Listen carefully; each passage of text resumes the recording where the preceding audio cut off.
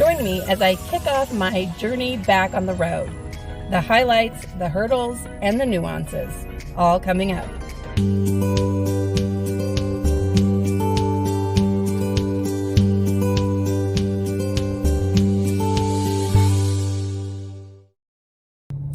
After several months of being in Nebraska for the duration of tax season, Henry and I are officially back on the road. It's taken a bit to get reorganized and know exactly where everything is, but I think that's typical.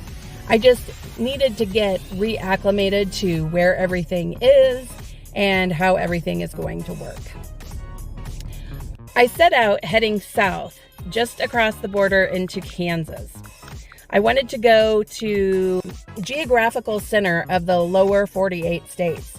It's in a place called Lebanon, Kansas. It's not much of a place, but it's a fun landmark and not somewhere that everyone says that they've been to. It was a beautiful morning, and I was the only one there. Then it was back to Nebraska.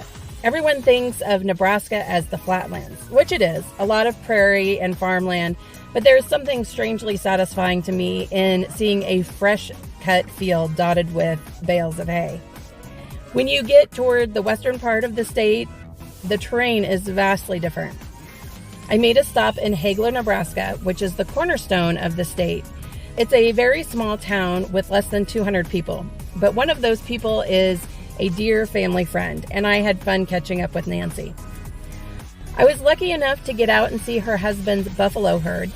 He has raised buffalo for many years on land that crosses from Nebraska into Kansas and Colorado.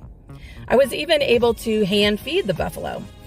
This is not a typical experience or one that you should try unless you are with the man that owns and raised them. This one kind of had a crazy tongue thing going on. Even though we could feed them, it was still too dangerous to get out of the vehicle.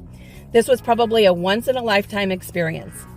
They even had a new white buffalo this spring. It's not an albino, it's just white and has white hooves and a white tongue.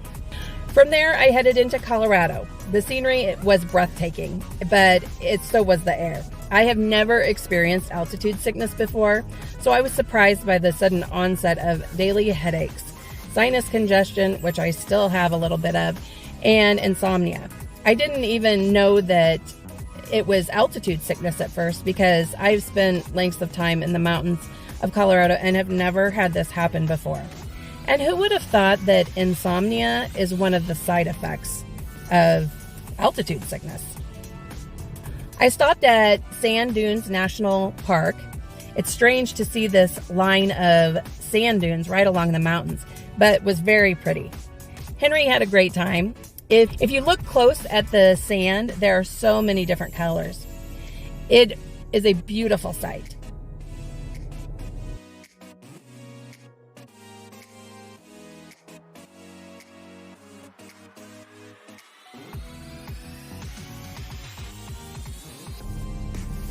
There was a small spring you had to cross to get to the dunes. When we got there, I carried Henry across, but when we headed back, he decided, I'm a big boy and I'm going to walk across the water. He was determined, and it got kind of deep at one point, but he was so proud of himself. I camped just outside of the park and went to Zapata Falls the next morning. It was a rocky path up a hill, but only half a mile. Let me tell you, I am so out of shape. I can certainly tell that I've been sitting at a desk for the last several months doing taxes. The falls were partially frozen, so you could walk right up as long as you didn't slip and fall on the ice. It was very slick in spots, but it was pretty amazing, and you could see the water flow behind the frozen part, so I'm guessing it would only be a matter of time before it was in full flow. It was that morning when I went to open my phone that I heard a cracking noise. It kind of sounded like my body does some mornings, and that was it for my phone. It wasn't a problem because I have phone insurance, but the problem was they wouldn't ship it to a local phone store. So I didn't know anyone in the area, and so I stayed at a hotel that night so that I could have the phone shipped directly to that address.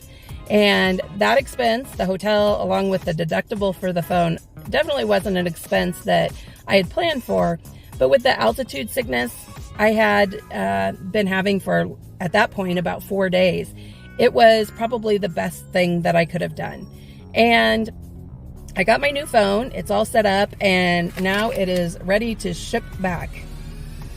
Mesa Verde National Park was next on my route. I'd planned my route based on 2 things. I want to visit my uncle in Idaho and going to Washington State to visit a friend.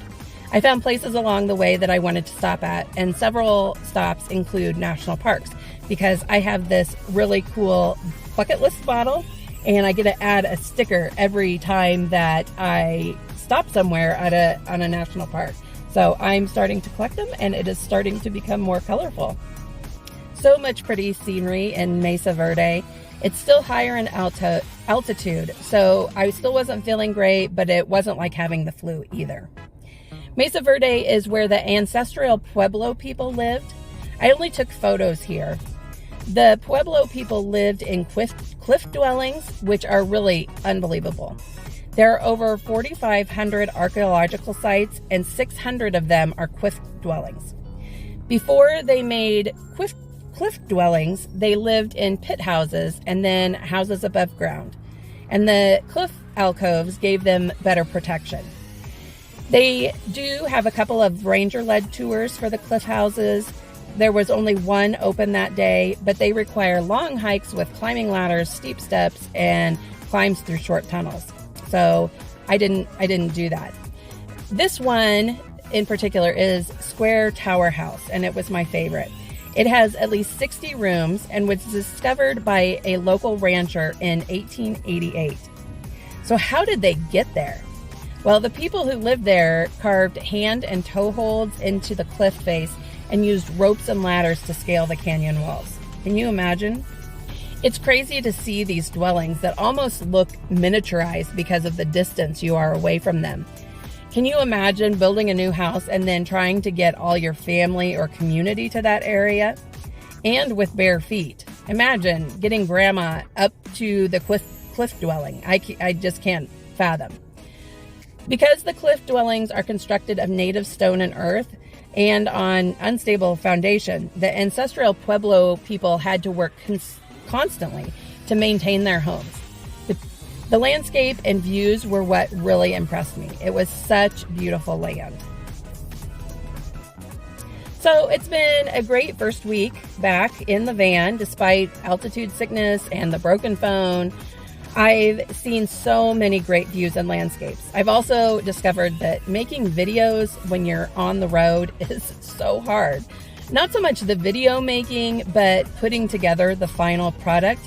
Editing is really tough for me and trying to go through all the footage. But thanks for bearing with me. I hope to get better with time. I'll see you all soon, and until then, stay wild and stay free.